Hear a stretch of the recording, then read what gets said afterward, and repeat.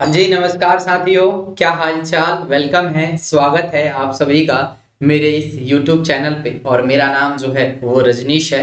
और आज जो है मैं आप लोगों के साथ जो है एक इन्फॉर्मेशन शेयर करने आया हूँ। और इन्फॉर्मेशन जो है वो है बिहार बीएड वालों के लिए, यानी जो भी बच्चे बिहार बीएड करना चाहते हैं, बिहार से जो है बीएड करना चाह रहे हैं, उनके लिए जो है वो फॉर्म कब तक आता है, प्रवेश परीक्षा जो होती है वो कब तक होती है, एग्जाम का क्या पैटर्न रहता है, सिलेबस क्या रहता है, ये तीन चार टॉपिक जो हैं, इन तीनों चारों टॉपिक के ऊपर जो है आज हम लोग चर्चा करेंगे। सबसे पहले फॉर्म कब आएगा, प्रवेश परीक्षा कब होती है, एग्जाम पैटर्न क्या होता है और आपका फाइनली सिलेबस क्या होता है। क्योंकि किसी भी एग्जाम को क्रैक करने के लिए सबसे ज्यादा जरूरी होता है कि उसके सिलेबस को जानना।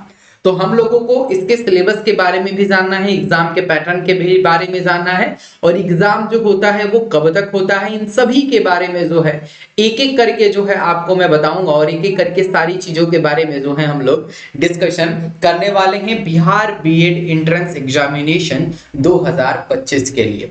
तो चलिए जरा शुरू करते हैं और स्टार्ट करते हैं आज का जो अपना ये वीडियो है। इस वीडियो को शुरू करते हैं।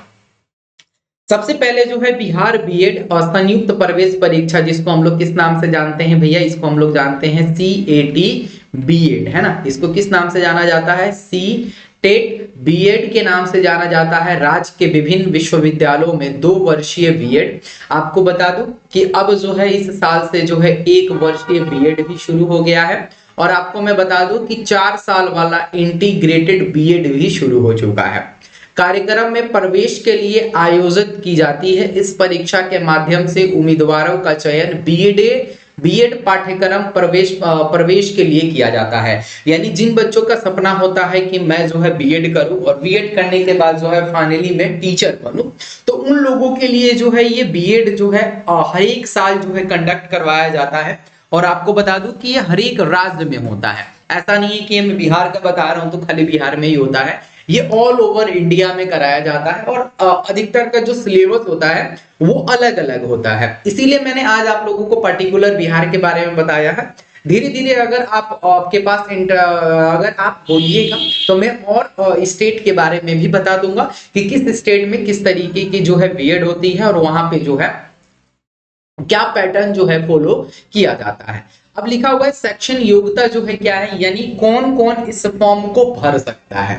ठीक है भाई, कौन कौन जो है इस फॉर्म को भर सकता है। तो उम्मीदवारों के पास किसी मान्यता प्राप्त विश्वविद्यालय से न्यूनतम 50%, यानी आपके पास जो है अगर 50% जो है आपका बीए में हो या बीएससी कर रहे हो या बीएससी कह सकते हैं या बीकॉम कर सकते हैं। ठीक है, अगर 50% के साथ स्नातक का मतलब होता है ग्रेजुएशन या स्नातकोत्तर डिग्री होनी चाहिए। इंजीनियरिंग या पदोयौगिक में स्नातक उम्मीदवारों के लिए न्यूनतम 55% अंक चाहिए। अगर मान लीजिए कि कोई बच्चा बीटेक कर रखा है और बीटेक के बाद जो है ये बीएड करना चाह रहा है, तो उसको जो है उसके बीएड कोर्स में कितना चाहिए, 55% जो है अंक चाहिए। और आपको मैं बता दूं कि जो बीटेक होता है, मतलब बीटेक होता है, बीटेक में 55% लाना कोई बड़ी बात नहीं होती है। डिप्लोमा में कोई 55% लाना बड़ी बात नहीं होती है। ग्रेजुएशन में आप 55% है और बीटेक में अगर आपका 55% है तो आप जो है क्या कर सकते हैं भैया, इसके लिए आप एलिजिबल हैं, यानी इसके लिए जो है आप एलिजिबल कहलाएंगे। अब बात करते हैं इसके परीक्षा के पैटर्न के बारे में, यानी जो चीज मैंने थंबनेल में लिखा था वो सारी चीजों के बारे में हम लोग डिस्कशन करेंगे। तो सबसे पहले हम लोगों ने जान लिया कि बीएड जो होता है ये एक एंट्रेंस एग्जामिनेशन होता है। अब उसके बाद मैंने आपको बताया कि इसका एग्जाम कौन दे सकता है। तो इसका एग्जाम जो भी बच्चे ग्रेजुएशन किए हुए हैं और ग्रेजुएशन में उनका 50% अंक है तो वो कर सकते हैं। अगर आप बीटेक किए हुए हैं तो आपको 55% चाहिए। एग्जाम का पैटर्न क्या होता है, यानी परीक्षा का जो पैटर्न होता है, प्रश्नों की कुल संख्या जो होती है वो कितनी होती है, 120 नंबर का आपका एग्जाम होता है, जो कि वास्तविक प्रश्न होते हैं, यानी ये होते हैं एमसीक्यू बेस्ड होते हैं। इसको हम लोग बोलते हैं मल्टीपल चॉइस क्वेश्चन। ठीक है, प्रत्येक प्रश्न के लिए 1 अंक होता है, कुल 120 अंक होते हैं। यानी साफ तौर पे बात किया जाए तो इसमें जो है नेगेटिव मार्किंग नहीं होती है, यानी आपका क्वेश्चन का आंसर गलत होगा तो आपको एक ही नंबर काटा जाएगा। अगर निगेटिव मार्किंग होती है तो उसका हिसाब किताब जो होता है कुछ अलग होता है। यानी आपको 120 क्वेश्चन दिया जाएगा, अगर आप 120 में से 120 क्वेश्चन करते हैं तो अगर जो चीज गलत हो रही है, मान लो आपका 10 क्वेश्चन गलत हो गया तो आपका 110 नंबर बनेगा। अगर मान लीजिए 20 क्वेश्चन गलत हो गया तो आपके 100 नंबर बनेंगे, ठीक है। और एग्जाम का ड्यूरेशन जो होता है यानी परीक्षा का जो समय होता है, आपको कितने घंटे निर्धारित किया गया है, तो एग्जाम का जो पोर्शन होता है वो आपका 2.5 घंटे का होता है और 2 घंटे के अंदर आपको 120 क्वेश्चन करने होते हैं। यानी 2 घंटे का मतलब 60 और 60 120 मिनट। 120 मिनट में आपको 120 क्वेश्चन करने होते हैं, यानी एक क्वेश्चन के लिए आपको 1 मिनट का जो है समय मिल जाता है। अब इसके महत्वपूर्ण तिथि के बारे में जान लेते हैं कि कब कब आ सकता है फॉर्म, क्योंकि ये 2024 का डाटा है, क्योंकि 2024 में कब निकला था उसी के अकॉर्डिंग हम लोग 2025 का डाटा तैयार करेंगे कि जब 24 में इस डेट को निकला था तो 25 में किस डेट को निकल सकता है। तो आवेदन शुरू होने की जो तिथि रहती पिछले साल थी वो आपको 3 मई रखा गया था, यानी 3 मई से जो है एग्जाम फॉर्म भरा जा रहा है। यानी आप कह सकते हैं कि इसका जो नोटिफिकेशन आएगा वो मई में आएगा, यानी मई 2025 में देखने को मिल सकता है। परीक्षा जो हुआ था वो कितने तारीख को हो गया था भैया, 26 जून को हुआ था, यानी एग्जाम जो हुआ था वो 26 जून को हुआ था, यानी एग्जाम जो है जून में हुआ था।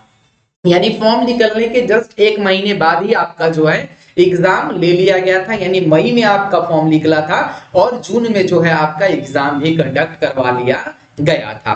तो इस बार भी हम लोग उम्मीद करते हैं कि अप्रैल और मई में, है ना, आप इस बार भी उम्मीद रख सकते हैं कि अप्रैल और मई में जो है इसका फॉर्म निकलेगा, ठीक है भाई। और इसका एग्जाम कब हो सकता है, तो इसका एग्जाम जो है जून और जुलाई के अंदर देखने को मिल सकता है। 1 महीने में एक्स्ट्रा इसीलिए बता रहा हूं कि कभी किसी कारणवश जो होता है कि 1-2 महीने जो है इधर उधर हो जाते हैं। अब बात करेंगे सबसे इंपॉर्टेंट कि इसके एग्जाम का जो पैटर्न है वो क्या है, यानी एग्जाम में जो है कौन कौन से क्वेश्चन पूछता है आपसे। तो Bihar beaded CTET selection question number और टोटल मार्क्स आपके पास यहाँ है। जर्नल इंग्लिश जो होता है जिसमें रेगुलर डिस्टेंस मोड और जर्नल संस्कृत, यानी 2 आप लैंग्वेज ले सकते हैं जो कि 15-15 क्वेश्चन 15 नंबर के होते हैं। जर्नल हिंदी जो रहता है वो 15 क्वेश्चन 15 नंबर का होता है। यहाँ पे लॉजिकल एंड एनालिटिक रीजनिंग जो होता है 25 नंबर का काम होता है, 25 क्वेश्चन 25 नंबर का। जनरल अवेयरनेस जो होती है वो 40 क्वेश्चन 40 नंबर का। और टीचिंग लर्निंग और इन्वायरमेंट इन स्कूल 25 क्वेश्चन जो रहता है वो 25 नंबर का रहता है। तो ये पूरा 120 क्वेश्चन जो रहता है, ये पूरा 120 क्वेश्चन जो आप लोगों को यहाँ दिख रहा है, पूरा 120 क्वेश्चन जो रहता है वो 120 नंबर का ही रहता है। यानी सबसे पहले आप हिंदी लीजिए या इंग्लिश लीजिए, दोनों में से आपको एक रीजनल लैंग्वेज लेना पड़ेगा। उसके बाद जो है आपको लॉजिकल रीजनिंग 25 क्वेश्चन पूछेगा, उसके बाद जनरल अवेयरनेस 40 और उसके बाद आपका टीचिंग एबिलिटी जो रहता है वो आपका 25 क्वेश्चन 25 नंबर का रहता है। सही बात है भाई।